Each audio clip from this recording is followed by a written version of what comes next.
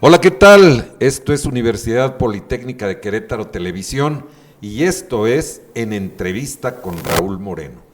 En esta ocasión, y reencontrándome con un querido amigo de muy larga data, digo para no obviar que estamos ya un poco más allá de la tercera edad, hoy nuevamente me reencuentro con Eliseo Pérez Sánchez, un político sí de muy larga experiencia, de muchos años.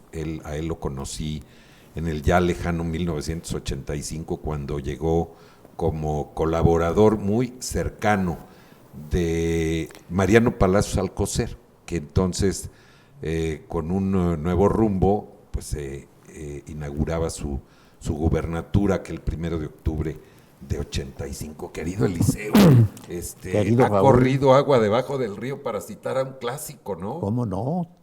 38 años de la fecha que señalas, Sí, de haber tenido la oportunidad de colaborar muy de cerca sí, como con el gobernador Mariano Palacios Alcocer, y como tú señalas, el lema de su campaña fue el nuevo rumbo. el nuevo rumbo, claro. Y recordarás que tiempo antes, cuando precisamente Mariano Palacios Alcocer, un muy joven político queretano con muchas inquietudes, colaboraba ya en el gobierno del arquitecto Antonio Calzada Urquiza, y el lema era una nueva generación. Desde luego, y así lo fue. Y así lo fue. Y así lo fue, como dices, a los 19 años era diputado local, Sí, a los 23 presidente municipal de la capital, sí. en ese sexenio del arquitecto Antonio Calzada Sí. Urquiza. Oye, que por cierto, ahí hubo jóvenes muy talentosos. Digo, el propio Mariano Palacios, Fernando Ortiz Arana como oficial mayor sí, primero y luego como secretario de de gobierno. y luego aspirante a sucesor de Antonio Calzado. Oye, habrá que hacer una buena reflexión de todos esos sexenios y de cómo se cumplía la máxima rajatabla de la política de que gobernador no deja gobernador, Es correcto. ¿no? Y así lo decía el maestro Reyes Heroles, ¿no? Rey no pone rey. Así es. Pero bueno, Bueno, ya habrá tiempo. porque quiero decirles a todos ustedes que a partir de ahora, y como lo hicimos en Radio 11 y antes en Radio Capital, Eliseo Pérez Sánchez me hace el favor de sumarse a este equipo de colaboradores, donde estarán Salvador Rochín Camarena, Carlos Tobilla Pomar, Adela Quintero, en fin, gente que tiene algo interesante que decirles, me parece a mí. Por supuesto, ustedes tienen la mejor opinión. Oye, mi querido Cheo, pues mira que estamos viviendo un tiempo, yo no sé si convulso de la política, pero a raíz de que el señor López Obrador llegó a la presidencia de la República con la promesa de gobernar para todos, ¿sí? Y de ser un gobierno incluyente, de ser respetuoso con los otros poderes, pues hemos visto muy desdibujado todas estas promesas, Cheo. ¿En qué momento estamos viviendo de la política? Y esto me lleva a preguntarte si realmente Gonzalo N. Santos, el alazán tostao, primero muerto que cansado, emblemático político de la política la mexicana posrevolucionaria, tenía razón cuando decía que en política la moral es un árbol que da moras. Que da moras. A ver, dime, tenía razón primeramente Gonzalo N. Sánchez, tenía razón, y luego, ¿qué momento, qué tiempo estamos viviendo de la política en México? Ese era otro México, mi querido Raúl, el México posrevolucionario, donde estaban todavía la presencia de caudillos, a pesar de que ya se había formado, se había integrado el Partido Nacional Revolucionario, donde, como tú lo sabes, pasó México del caudillismo a las instituciones. Sin embargo, prevalecían Gonzalo N. Santos en San Luis Potosí, Maximino Ávila, tu paisano. Camacho, mi paisano, teciuteco. Que es un personaje que habrá que abordar en algún momento. Desde luego. Sí. Lo quiso abordar Ángeles Mastreta. Sí. Y Aguilar Camín, su esposo Héctor, dice que quiso escribir una novela política con Arráncame la vida, donde dibuja a Maximino Ávila Camacho, y que terminó con una novela romántica. Sí, claro. Pero bueno, habrá que en su momento analizar a En esos su justa dimensión, estos personajes, ¿no? regionales Sí, claro. que tuvieron un peso específico en las decisiones, no solo de sus entidades federativas, sino también a nivel nacional. La época actual, a partir de 2018, creo que ha sido una época convulsiva para la política, donde no se han respetado formas y mucho menos fondo, y se ha tratado de lesionar totalmente a las instituciones y también a la división de poderes que nos marca la Constitución política de los Estados Unidos mexicanos.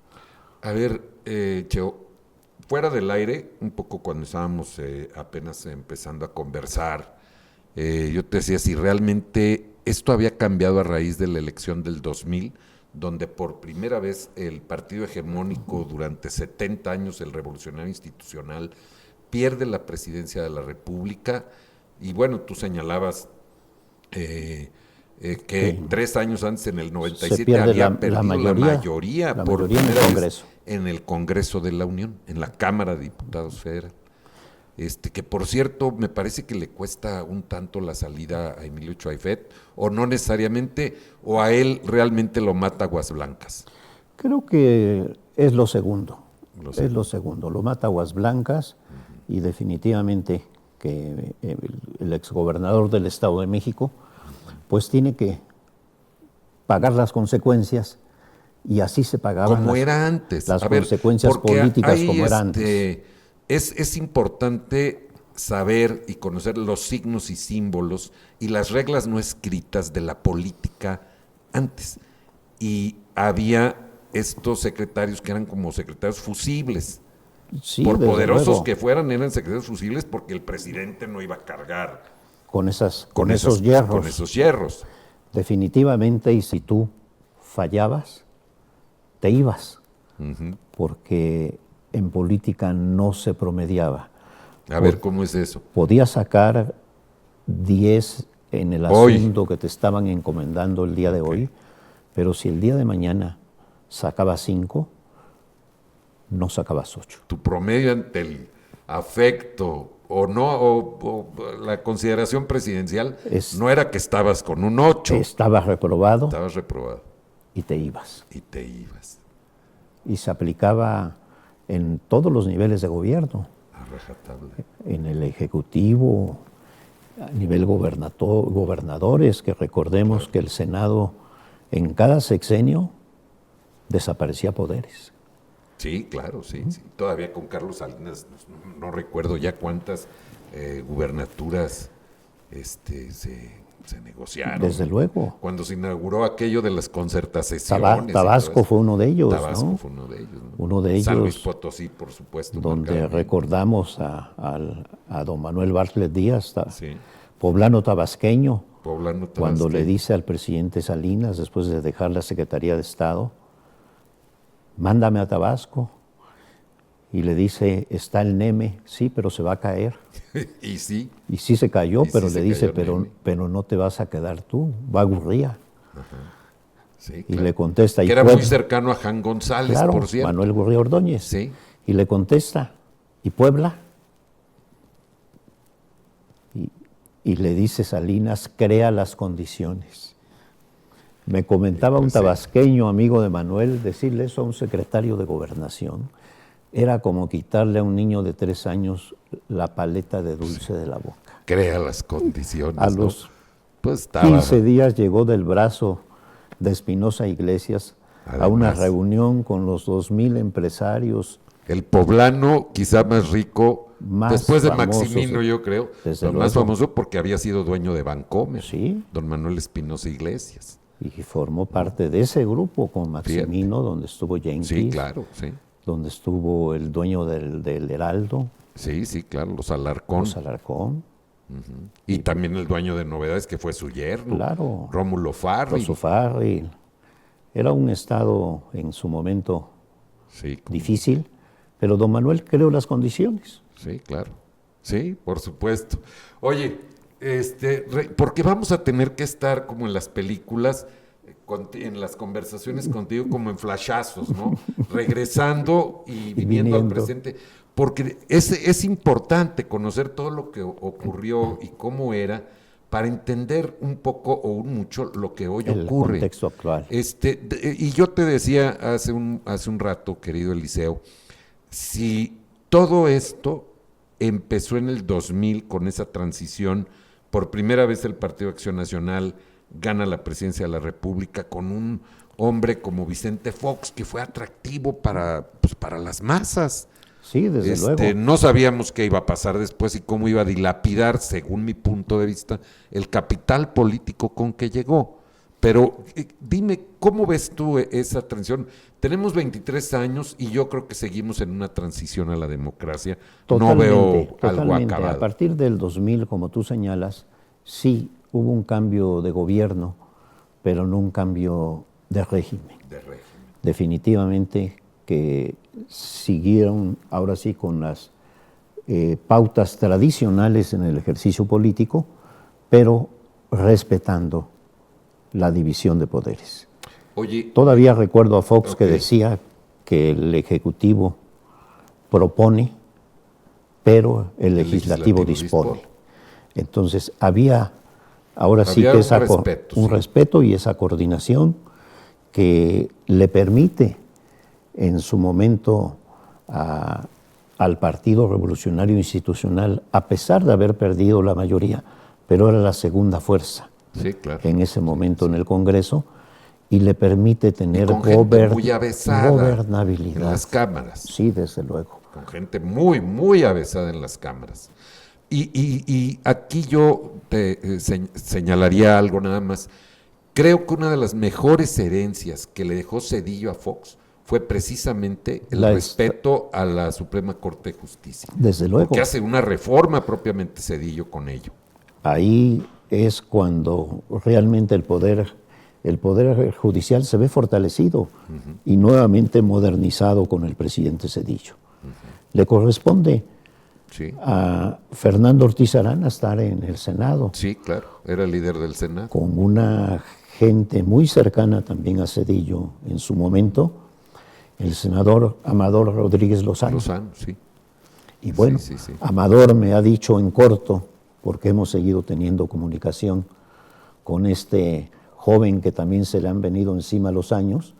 Fuimos dirigentes juveniles juntos, yo por Puebla y él por Baja California. Dime una cosa, porque corrió mucho el rumor, y hay quien lo da por cierto, de que es Amador Rodríguez el que envía las famosas cartas a los dirigentes de partido de cada entidad cuando a la muerte o al asesinato cobarde de Donaldo Colosio, el presidente Salinas se ve en la disyuntiva de dar un segundo dedazo. Sí, de decir, no se hagan bolas. Sí, ¿no? ¿Es cierto eso, que Amador Rodríguez Lozano envió esas cartas o no es cierto? En efecto, Amador era secretario de Acción Electoral del CEN del PRI. Y en Fernando corto, era el presidente. Fernando era el presidente y en corto me lo ha comentado, somos de la misma generación. Jóvenes. Y mandó los famosos fax. Faxes, en realidad. Todavía había fax. Había fax, sí. Y bueno, pues él sintió que era el momento oportuno para que la clase política se pronunciara por el presidente del CEN en ese tiempo. Qué cosas. Ese es otro tema de los que vamos a tener que abordar ampliamente, ¿no? Decíamos, llega Vicente Fox y, permíteme usar este coloquialismo, pareciera que es pan con lo mismo. O sea, porque no hay un cambio de régimen. No, definitivamente que no. Hay un cambio solamente en su momento de gobierno, pero la transición se hace, desde luego, de manera muy cordial, una transición política sin contratiempos, y le permite al sistema político y al gobierno, en su momento del presidente Fox, seguir caminando con acuerdos, y desde luego la política siempre ha sido de intereses, de acuerdos, de compromisos, nunca, y más, el revolucionario institucional nunca ha sido frontal. ¿Crees que nos quedó de ver Fox en su sexenio? Digo, a ojos vistos y a toro pasado, evidentemente hay temas que se quedan ahí pendientes en el ejercicio cotidiano del poder, pero realmente nos quedó a deber mucho. Desde luego, porque no solo el presidente Zedillo le transfiere o le hereda un poder judicial nuevo, fortalecido, con ministros de la Corte que no eran afines al presidente de la República, claro, sino también recordarás que le hereda ya también un sistema económico totalmente estable.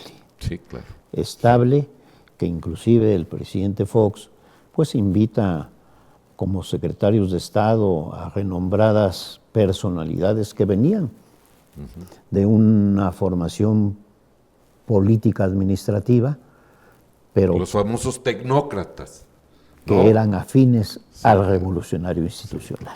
Sí, claro. Pero además sí gente muy talentosa, desde más allá luego, de que la Conseja Popular o en su momento las oposiciones al PRI los han motejado de tecnócratas, en un sentido peyorativo, pero en realidad era gente, o es prácticamente, vive en la gran mayoría, por fortuna, gente muy talentosa, muy que empezamos calificados a ver desde Miguel de la Madrid, que recibe un país prácticamente en pedazos, ¿no? Y esta gente, ya en el sexenio de Salinas, me parece que tiene un papel muy importante en la reconstrucción de ese México que todavía Miguel de la Madrid no alcanzó en 6 años a recomponer, mi querido Cheo, o no sé cómo lo ves. Es correcto. Sin embargo, sí tenemos que reconocer que en el sexenio del presidente Salinas hubo una reforma a fondo que fue en su momento planteada por el exgobernador Mariano Palacios. Sí, claro. Él fue el responsable de esa comisión de modernización política. Sí, claro. Donde, una vez que entrega sus conclusiones y los estudios que se habían llevado a cabo y los foros, pues da pie a la nueva relación con las iglesias.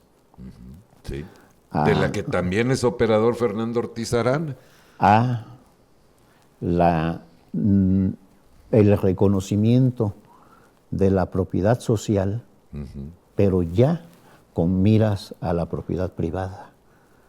Definitivamente que eso también fue un avance de excepción, con el que actualmente el Querétaro en que vivimos no hubiera podido desarrollarse si es que no se lleva a cabo la reforma en su momento al artículo 27 constitucional, donde se reconoce a los ejidatarios como propietarios ya de la propiedad social y posterior a ello el poder optar por el dominio pleno para ser reconocidas esas tierras como propiedad privada. Los principales parques industriales de Querétaro y las plazas comerciales, si no fueran posibles hoy, están dentro de tierras ejidales y no hubiera sido posible eso. Qué cosas. Oye, nos quedan 5 minutos y por supuesto que la plática tiene que ser muy larga. Estábamos pensando desde ayer tú y yo de que los temas serían pues esto que está pasando hoy en México y no quisiera dejarlo ahí al aire nada más. Vamos a regresar a ello porque apenas acaba de iniciar formalmente el proceso electoral el pasado 7 de septiembre. 7 de septiembre. Y vamos a estar regresando porque esto apenas comienza. Es correcto. Pero tú hoy cómo lo ves, y te pregunto en este sentido, Cheo.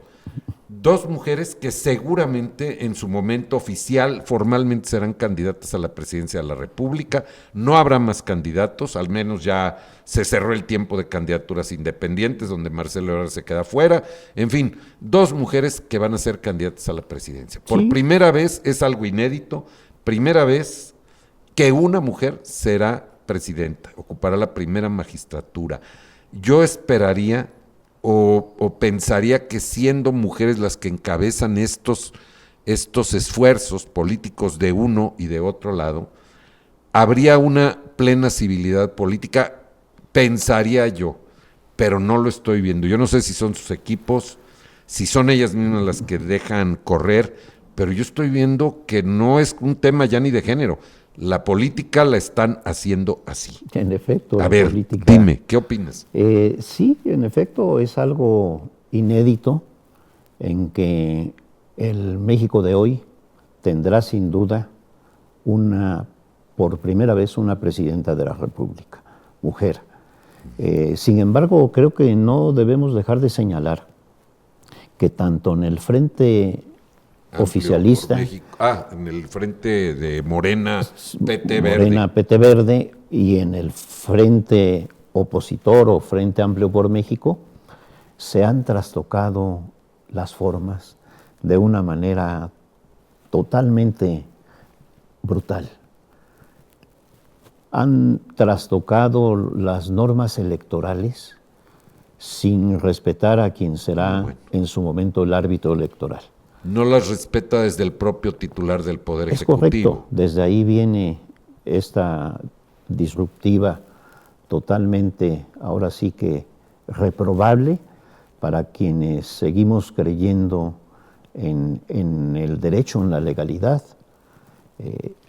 Campañas totalmente anticipadas, disfrazadas de un proceso interno que al final... En un lado y en el otro. En un lado y en el otro, por eso señalaba porque que los dos... Porque la tan cacareada sociedad civil, yo no la vi en el proceso de Frente Amplio por México para concluir en la designación o elección de Xóchitl Gálvez como defensor y estos eufemismos que utilizan unos y otros, yo no vi a la sociedad civil. En lo absoluto. Fueron los tres partidos los que tomaron la decisión y de una manera también totalmente absurda no concluyeron el proceso. Oye, no quiero dejar pasar esto para cerrar. Claro que vamos a estar regresando a los temas, decía yo hace un momento, y así será. ¿Ves tú de estos personajes que compitieron con Xóchitl, Beatriz Paredes, creo que ya no, pero Santiago Krill, que también ya fue candidato en la Ciudad de México, igual que Beatriz Paredes, ¿ves a Enrique de la Madrid Cordero como posible candidato en la Ciudad de México? Sí veo que tiene... ¿O van a sacar otro conejo de la chistera? Lo veo que tiene probabilidades, es un cuadro totalmente, ahora sí que formado, con un hombre limpio, que eso cuenta, político y académico y administrativo muy soportado, pero definitivamente que las negociaciones se harán en otro nivel. Recuerda, Raúl, que se dijo que habían llegado a una negociación de que en el Estado de México y en Coahuila serían candidatos del PRI, sí, y que ellos le dejarían al PAN la presidencia de la República y la Ciudad de México. Y seguramente ya en la Ciudad de México, Acción Nacional, hemos visto que tiene muy adelantado a Santiago Tabuada. Sí, el delegado. El delegado. Sí. Y en base a ello, seguramente vuelvan, si no a sacrificar, porque en política se dice que no se pierde, se deja de ganar. Se deja de ganar. Hablando de eufemismos, ¿no? Darle otra responsabilidad a Enrique de la Madrid. Que participe activamente en la campaña. Desde luego. Conjunta, y seguramente, eventualmente, si ganara Xóchitl, pudiera ser secretario. Que, por cierto, nos quedamos aquí, ¿te parece? Y en la próxima retomamos desde aquí. Desde lo que pase, desde lo que vaya a pasar en la Ciudad de México, evidentemente la gubernatura o la jefatura de gobierno más importante, todas las que van a jugar. Desde luego. ¿No? Y también... Que, bueno, no hay que olvidar Jalisco, que está cañón el tema también ahí. Nos quedamos, lo dejamos aquí por hoy y continuamos en próximos días. ¿Te parece bien? Me parece correcto. Porque muchas cosas vamos a ver todavía. Y como dicen los clásicos, mucha tinta habrá de correr. Y tenemos tela de dónde cortar en los 9 estados donde va a haber, ahora sí que renovación del Poder Ejecutivo. Claro. Sí, yo creo que va a ser interesante. Habrá que ver qué pasa con Xóchitl, también cómo consolida la candidatura, su figura, etcétera, porque pues ahorita ahí va, pero se requiere también en unos meses se van a requerir propuestas muy serias, muy sólidas, muy dirigidas, y habrá que ver de qué está hecha la panista y quiénes la acompañan. Es cierto. Porque no es todóloga, pero quiénes Desde la luego. acompañan y cómo va a abordar los temas que están. Pero se ha ido acompañando ya de Gurría, Sí, de se ha José ido Ángel acompañando ya de Ildefonso Guajardo, ya le extendió una invitación también muy amplia a Enrique de la Madrid, y lo mismo seguramente hará con José Antonio Meade. Bueno, pues sí, que por cierto acaba de estar aquí con Mariano Palacios en Postinero Restaurante. ¿De qué platicarían? ¿De qué platicarían esos dos? ¿No? Bueno, pues estamos llegando al final de esta emisión de Universidad Politécnica de Querétaro Televisión en entrevista con Raúl Moreno. Querido Cheo, bienvenido. Raúl, muchas te aprecio gracias, como siempre muchas gracias. mucho, no solo tu invitación, No, sino muy como amable. siempre tu afecto y tus conceptos. Muy correspondidos, querido Cheo. Bueno, nos vemos muy pronto, en unos días más, Carlos Tobilla, Salvador Rochín, Eliseo Pérez Sánchez, Adela Quintero y nuestros invitados para entrevista. En unos días más estaremos comentando con quién vamos a conversar aquí en Universidad Politécnica de Querétaro Televisión. Yo soy Raúl Moreno. Gracias por su compañía. Hasta entonces.